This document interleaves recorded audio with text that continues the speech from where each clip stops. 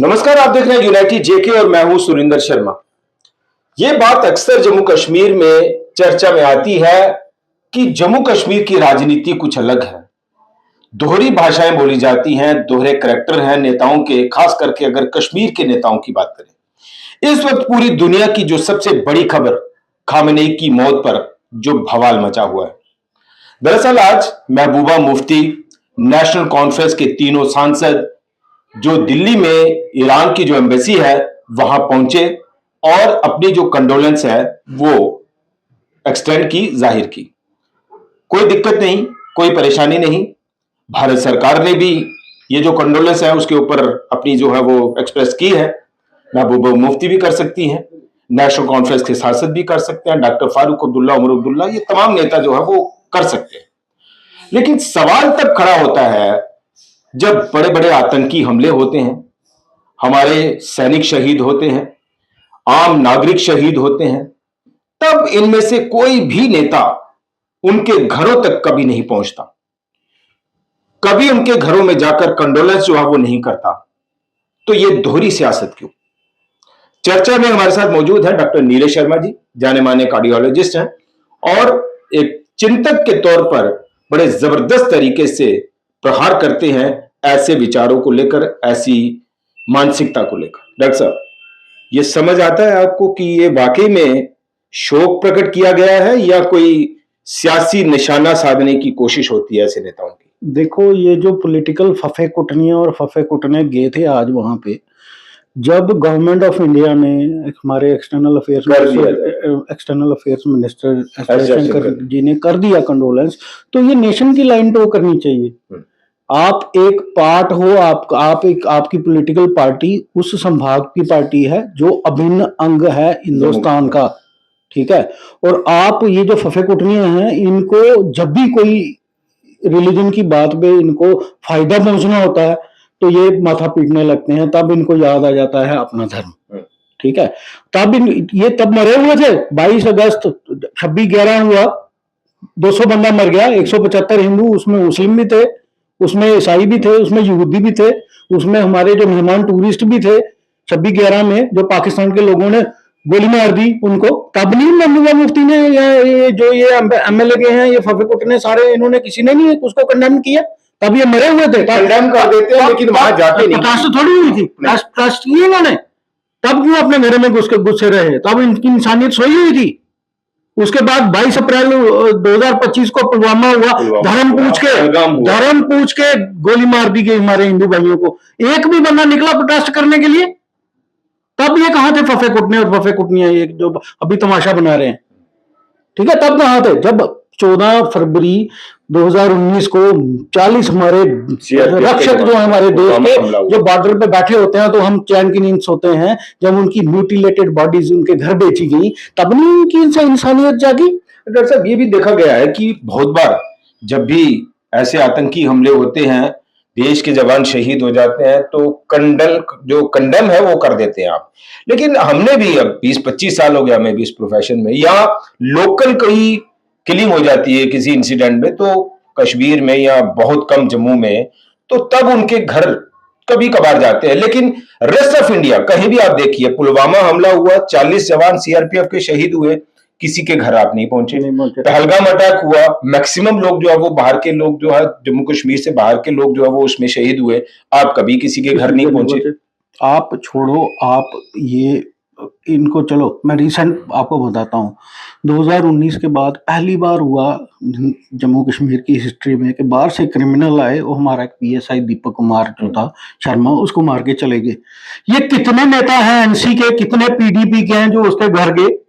उसके माँ बाप की क्या हालत है आज? किसी ने पूछा? जम्मू में तो बहुत कम, कभी कभार आप चले जाते हैं, किसने, कितने गए? और यहाँ पे एक ड्रग तस्कर मारा गया पुलिस द्वारा, उसको इन्होंने उसके घर गए और उसको शहीद का ओहदा दे दिया। तो ये इनकी मुनाफिकत की जिंदगी है, दिखाते कुछ हैं, ये करते कुछ है और हैं कुछ, दोगलापन है इनमें। और अब आज जो है ये फफे कुटनियां जो रो रही है, जी बड़ा हो गया खामनेई को हम नहीं सपोर्ट कर रहे। इराक इसराइल जो ईरान यूएस इसराइल कर रहा है इराक पे, ईरान पे, या ईरान कर रहा है उन पे। जब 7 अक्टूबर 2023 को सोए हुए इजराइल पे हमला किया, वहां के बच्चे मारे गए यहूदी, तब नहीं इन फफे कुटनियों ने प्रोटेस्ट की? अभी उनकी लड़ाई जो हो रही है उनका आपस का मसला है, उनका आपस का मसला है। आपने थोड़ी खamenei साहब को अपना रिलीजियस लीडर चुना था वहां पे, वो तो उन्होंने चुना था ना, ईरानियों ने। बड़ी बात अगर वो उनकी वहां पे डेथ हुई है और यहाँ पे ये लोग कह रहे हैं हर घर से खamenei निकलेगा, तो हर घर से खamenei निकल के क्या करेगा यहाँ जम्मू कश्मीर में? मुझे बताओ, लखनऊ में क्या करें, इवन हिंदुस्तान में क्या करेगा? सरकार को इन तत्वों पे संज्ञान लेना चाहिए और इनके खिलाफ कड़ी कार्रवाई करनी चाहिए। इंटरनेशनल मीडिया में क्या जाता है, इसका क्या वो जाता है? आपको मेरी बात सुनो, इवन देखो ना हमारी नेबरिंग कंट्री पाकिस्तान में, वहां से उन्होंने प्रोटेस्टर्स पे गोलियां चलाई। उन्होंने, जो इस्लामिक कंट्री है, उन्होंने अपनी दारुल हुकूमत इस्लामाबाद में जब उन्होंने अमेरिकन काउंसुलेट पे हमला किया, उन्होंने गोलियां चलाई हैं, 12 बंदे मार दिए। यहाँ ऐसा कुछ हो जाता तो फिर नहीं, यहाँ पे क्या किया हमारी सरकार ने? नेट बंद किया और कर्ब रिस्ट्रिक्शन लगाई। हमारे डीजीपी साहब सड़क पे थे। इतना मुझे समझ नहीं आती, इतना बवाल मचाने की क्या जरूरत है?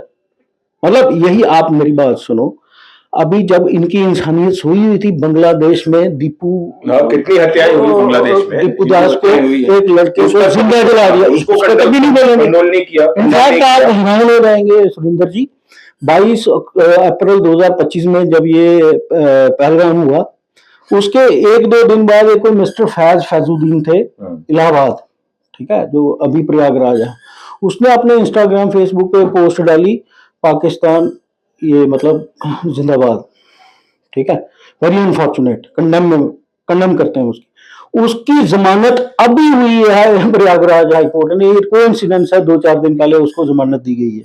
तो ये मेंटालिटी है। तो आप क्या एक्सपेक्ट करते हैं? डॉक्टर साहब, मैंने स्टडी भी किया है कि यहाँ तो तिरंगे झंडे के अपमान भी होते रहे, विधानसभा के अंदर पाकिस्तान जिंदाबाद के नारे भी लगते रहे। अब भी शायद बहुत बार ऐसा होता है कि नारे लग जाते हैं, लेकिन अब तक किसी के ऊपर भी कभी सेडिशन लॉ लागू नहीं किया। इतनी लाचारी क्यों है सरकार की? देखो, मैं आपको एक बात बताता हूँ, जो असेंबली के अंदर होता है या जहाँ जो हमारे ऐवाने जो भी आप देखिए रैलियों में बड़े-बड़े पब्लिक भाषण दे देते हैं उल्टे सीधे। जो पार्लियामेंट और असेंबली का है वो डोमेन है स्पीकर की, उसके ऊपर नहीं लॉ एनफोर्सिंग एजेंसीज कुछ कर सकती। हाँ, जो बाहर बोलता है उसके खिलाफ तो कार्रवाई होनी चाहिए, बट कार्रवाई क्या करनी है? यहाँ प्रोटेस्ट रोकने के लिए डीजीपी साहब सड़क पे आ रहे हैं। मतलब आज इस देश की हालत वो हो गई है कि एक पक्ष जो अपनी जान की बलि देता है, उसकी म्यूटिलेटेड बॉडीज उसके घर पर पहुंचाई, जब पहुंचती हैं तब नहीं आपकी इंसानियत जागती, तब की आपकी इंसानियत बस सोई होती है। और बाहर के देशों में अगर आपके ये उनके भी सगे नहीं है, ये पॉलिटिकल गेम के लिए, अपनी पॉलिटिकल स्कोरिंग के लिए वहां पे बड़े सच्चे होके जा रहे हैं। ये वो पॉलिटिकल रुदालियां हैं, रुदालियां जानते हैं? ये पॉलिटिकल रुदालियां हैं जो वोट लाया जाता है, भाई आइए यहाँ अफसोस करना है, वोट लेने के लिए पॉलिटिकल रुदालियां हैं, वहां जाके रोना चाहती है और कुछ नहीं। अब देखिए, एक तरफ तो आप ईरान के फेवर में प्रोटेस्ट कर रहे हैं, कश्मीर में हालात खराब कर रहे हैं, बिगाड़ भी रहे हैं, और दूसरी तरफ आप अपील कर रहे हैं भाई जो लोग ईरान में फंसे हुए हमारे कश्मीरी स्टूडेंट्स, उनको यहाँ लाया जाए। और आप हैरान होंगे सुरेंद्र जी, 23 जनवरी से भारत सरकार बोल रही है यहाँ के माहौल खराब है, आप आ जाइए। आज कितना दिन हो गया? 1.5 महीना हो गया। 1.5 महीने से इन बच्चों को नहीं पता था, इनके लोगों को नहीं पता था वहां पे जो लोग हैं कि वापस आना है हमें। और जो देखो, मैं तो कहता हूं 2 तरह की फ्लाइटें चार्टर करो, जो वहां से यहाँ आने जाते हैं मासूम लोग हैं उनको ले आओ, और जो यहाँ से वहां जाके उनकी सपोर्ट करने जाते हैं उनकी फ्री टिकट स्पॉन्सर करो और उनको वहां छोड़ो।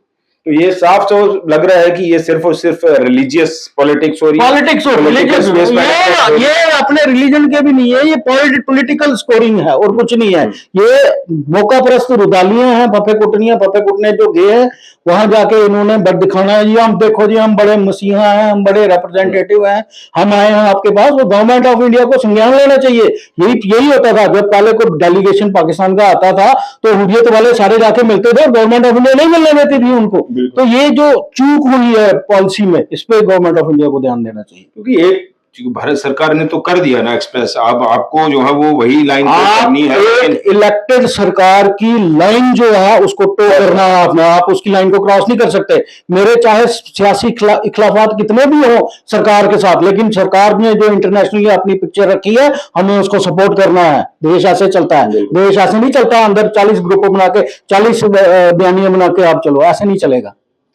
चलिए बहुत बहुत शुक्रिया डॉक्टर साहब। तो हमारा फोकस जो था वो यही कि खामनेई की मौत हुई है, आप अफसोस करिए, लेकिन जिस तरह से ये एक सवाल उठ रहा है कि भाई जो देश के नाम पर शहीद होते हैं आप वहां नहीं पहुंचते, आप कभी अपनी पीड़ा वहां नहीं जाहिर करते, सिर्फ एक कंडेम कर देते हैं कि हम खाली कंडेम करते हैं, लेकिन किसी भी देश के शहीद के घर में आप इस तरह से अफसोस जाहिर करने नहीं पहुंचे।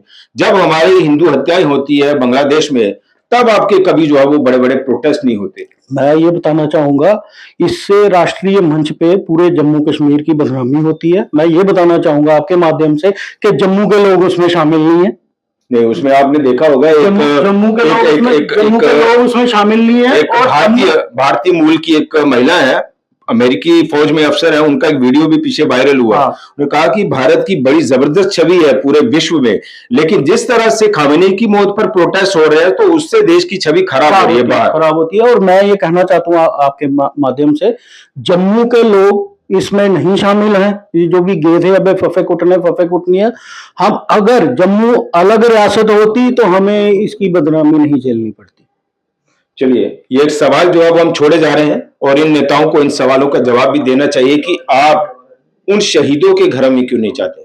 पुलवामा हमला हुआ, पहलगाम हमला हुआ, बांग्लादेश में हिंदू हत्याएं हुई, बहुत सारे ऐसे इंसिडेंट हैं, लेकिन तब आप वहां पहुंच जाते हैं जहां आपको जो धर्म की राजनीति है वो करनी है, अपना पॉलिटिकल स्कोरिंग करनी है, पॉलिटिकल स्पेस मैनेजमेंट करना है, और आपको बताना है कि आप धर्म के सबसे बड़े ठेकेदार हैं, इसलिए जब भी चुनाव आए तो आप हमें ही वोट दीजिए।